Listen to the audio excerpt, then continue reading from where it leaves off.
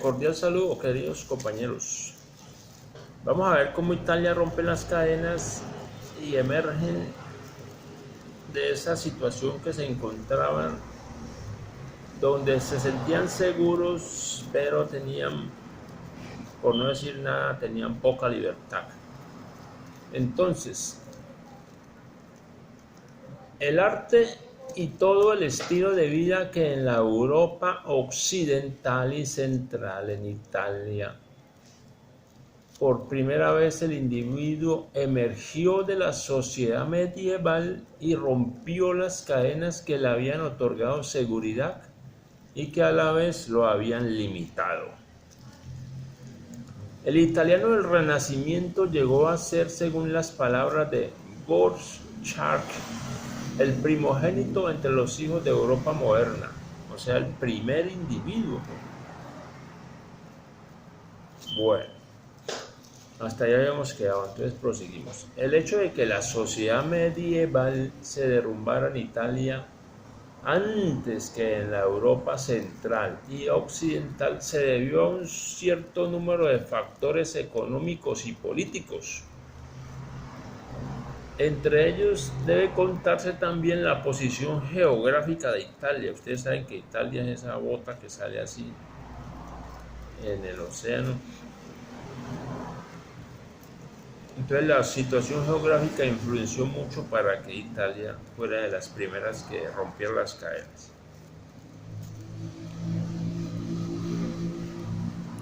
¿Por qué? Porque eso le daba ventajas comerciales resultantes de esta situación. Porque en un periodo el Mediterráneo era la mayor ruta comercial de Europa. ¿Ya? Era el puerto, era la ruta comercial del Mediterráneo en Europa. Por eso sirvió mucho para que Italia despertara y progresara y cambiara. La lucha entre el papado y el imperio, de la cual resultaba la existencia de un grupo de unidades políticas independientes, eso también influyó. Sí, surgieron unidades políticas independientes debido a la lucha entre el papado y el imperio que existía en esa época. También la cercanía del Oriente, eran cercanos a Oriente, cuya consecuencia fue la introducción en Italia, antes que en otras partes de Europa, de ciertas profesiones que eran importantes para el desarrollo de las industrias, tales como por ejemplo la industria de la seda. La seda llegó por ahí rápidamente, primero que todo a Italia, y se fue desarrollando esa industria, la tela, la seda, todo eso.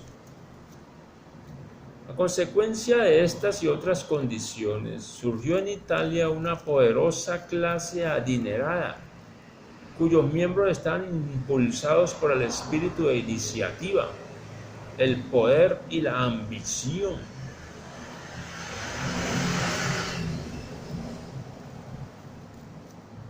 La estratificación correspondiente a las clases medievales perdió importancia. Desde el siglo XII en adelante, nobles y burgueses vivieron juntos dentro de los muros de la ciudad.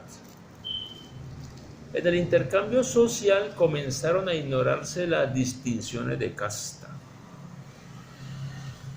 El nacimiento y el origen se volvieron menos importantes que la riqueza. Por otra parte, también entre las masas la estratificación social tradicional había sido debilitada.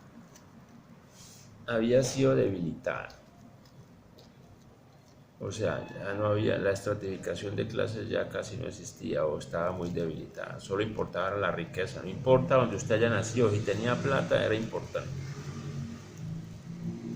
O producía dinero. En su lugar hallamos una masa urbana de trabajadores explotados y desprovistos de poder político. Ya en 1231 1231. Las medidas políticas de Federico II se dirigían a la completa destrucción del Estado feudal. Federico II, con sus medidas políticas, destruía el Estado feudal, o sea, la monarquía.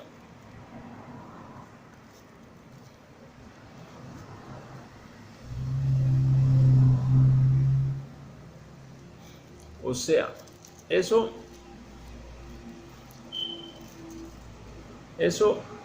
conformaba la transformación del pueblo en una multitud despojada del deseo y de los medios de resistencia, pero sumamente útil para el fisco. O sea, Federico II destruía el feudalismo y también despojaba el pueblo del deseo, y los medios de resistencia ya no se resistían, y eso era sumamente útil para el fisco. O sea, el pueblo ya no tenía que oponer resistencia a las monarquías, pero eso lo utilizaba el fisco para sacar provecho. Empezaba a cobrarles impuestos y toda clase de aranceles. El resultado de esta progresiva destrucción de la estructura social medieval fue la emergencia del individuo en el sentido moderno. Citaremos una vez más a Burchard. Burchard escribe lo siguiente: fue en Italia donde este velo de ilusión de fe y de infantil inclinación desapareció primeramente. Llegó a ser posible la discusión y la consideración objetiva del Estado y de todas las cosas de este mundo. Había discusión, había controversia, había diversidad de opiniones. Al mismo tiempo se afirmó el lado subjetivo con un vigor análogo. El hombre se transformó en un individuo espiritual y se reconoció a sí mismo como tal. De este mismo modo, los griegos se habían una vez distinguido de los bárbaros, y los árabes se habían sentido individuos en una época en que los otros asiáticos se reconocían tan solos como miembros de una raza. Eso lo dice Burchard. La descripción que proporciona Burchard es otro escritor. La descripción que proporciona Burchard del espíritu del nuevo individuo ilustra lo que hemos expuesto en el capítulo anterior acerca de la emergencia del individuo de sus vínculos primarios. El hombre se descubre a sí mismo y a los demás como individuos. Imagínense, apenas viene a hacer eso en esa época. Se descubre como ente separado, descubre la naturaleza como algo distinto a él mismo en dos aspectos: como objeto de dominación teórica y práctica, y por su belleza como objeto de goce. Descubre el mundo desde el punto de vista práctico al descubrir nuevos continentes, y desde el punto de vista espiritual al desarrollar un espíritu cosmopolítica, un espíritu que hace decir a Dante Alighieri: mi patria es todo el mundo. ¿Cómo sería ese despertar tan tenaz que Dante Alighieri llega a decir: mi patria es todo el mundo?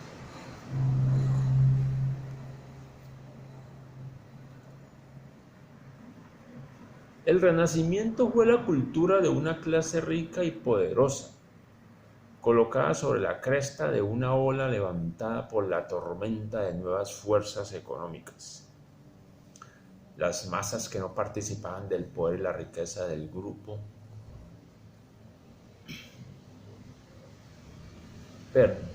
que gobernaba perdieron la seguridad que les otorgaba su estado anterior y se volvieron un conjunto informe. objetos de lisonjas o de amenazas. Anteriormente todo el mundo pertenecía al gobierno, a la casta, pero ahora con estos cambios ya no participaban del poder y la riqueza del grupo gobernante, o sea que pierden la seguridad que tenían anteriormente y eran víctimas de las manipulaciones y la explotación de los detentadores del poder. Al lado del nuevo individualismo surgió un nuevo despotismo. Estaban así entrelazadas de una manera inextricable la libertad y la tiranía, la individualidad y el desorden, como lo vemos hoy en día. La política por un lado y la explotación del pueblo por el otro. Las clases gobernantes por un lado, los políticos por un lado, los de clase media, baja y demás por otro lado, pagando impuestos. El Renacimiento no fue una cultura de pequeños comerciantes y de pequeños burgueses, sino de ricos, nobles o ciudadanos. Su actividad económica y su riqueza les proporcionaba un sentimiento de libertad y un sentimiento de individualidad. Pero a la vez esta misma gente había perdido algo, la seguridad y el sentimiento de pertenencia que ofrecía la estructura social medieval. Eran más libres, pero a la vez se hallaban más solos. Usaron de su poder y de su riqueza para exprimir hasta la última gota los placeres de la vida, pero al hacerlo debían emplear despiadadamente todos los medios, desde la tortura física hasta la manipulación psicológica, a fin de gobernar a las masas y vencer a los competidores en el seno de su misma clase. Más o menos lo que pretende hacer hoy en día el nuevo orden mundial. No solo nos quieren torturar, sino que nos quieren volver esclavos del sistema. Nos quieren controlar y volver como entes. Hacia allá es donde parece que vamos, según algunos analistas. Todas las relaciones humanas fueron envenenadas por esta lucha cruel por la vida o por la muerte, para el mantenimiento del poder y la riqueza, lo que se ha venido viendo hasta ahora. Los medios nunca dicen la verdad, sino que tienen que decir lo que les mandan los jefes, la élite, los duros de ahora, los que ponen presidentes, los que quitan presidentes, que dicen que no hay democracia, que hay democracia, que votemos por... No, por más que votemos por uno o por el otro, siempre la élite va a poner a los que les conviene, los que ya tienen comprados. O sea, mire que desde allá se ve, todas las relaciones humanas fueron envenenadas por esta lucha cruel por la vida o por la muerte para el mantenimiento del poder y la riqueza. La solidaridad con los demás hombres, o por lo menos con los miembros de su propia clase, se vio reemplazada por una actitud cínica e indiferente. A los otros individuos se les consideraba como objetos para ser usados o manipulados, o bien para ser destruidos sin piedad. También se veían las masacres, que se oponía a la maldad que realizaba otro, le daban chumbimba. No importaba si era joven, si era mujer, si era niño, fuera lo que fuera. Si era un obstáculo para el poder, le boleaban plomo. Eso se sigue viendo actualmente, sino que los medios lo disimulan constantemente. Hay un caos terrible actualmente. Bueno, si ello resultaba conveniente para la consecución de sus propios fines. El poder destruía sin piedad si ello resultaba conveniente para la consecución de sus propios fines. El individuo se halla absorbido por un egocentrismo apasionado, una voracidad insaciable de poder y riqueza. Como consecuencia de todo ello también resultaron envenenados la relación el individuo afortunado con su propio yo y su sentido de la seguridad y la confianza. Su mismo yo se tornó para él un objeto de manipulación como lo eran las demás personas.